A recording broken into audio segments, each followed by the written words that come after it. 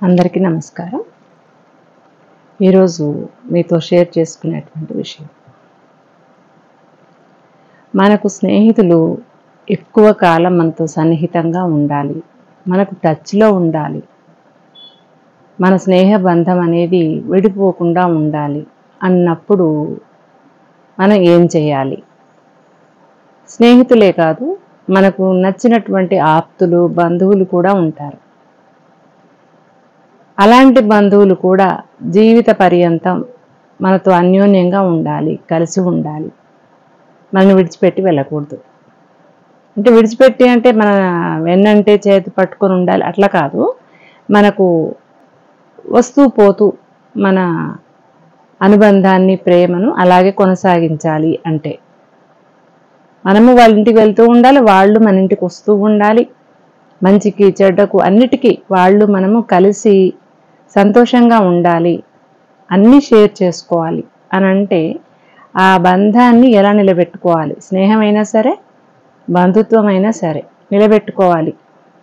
మనసులు ఒకటిగా ఉన్నటువంటి బంధుత్వం లేదా స్నేహం, అది ఎలా నిలబెట్టుకోవాలి అంటే ముఖ్యంగా వాళ్ళకి మనం అప్పు ఇవ్వకూడదు, వాళ్ళ దగ్గర నుంచి మనం డబ్బులు అడిగి తీసుకోకూడదు.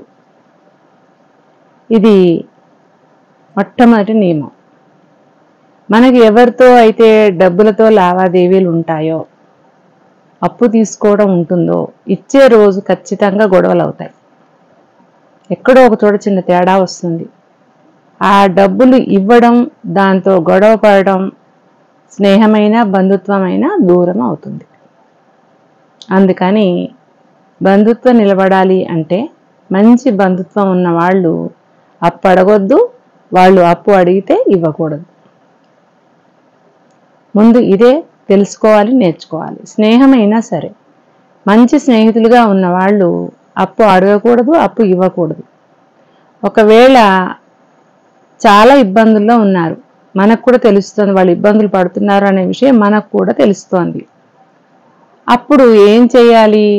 మరి డబ్బులు ఇవ్వకూడదు కదా, మరి ఎలా అంటే ఇచ్చిన డబ్బుని ఇక అడగొద్దు అనే ఉద్దేశంతో మనం ఉండాలి.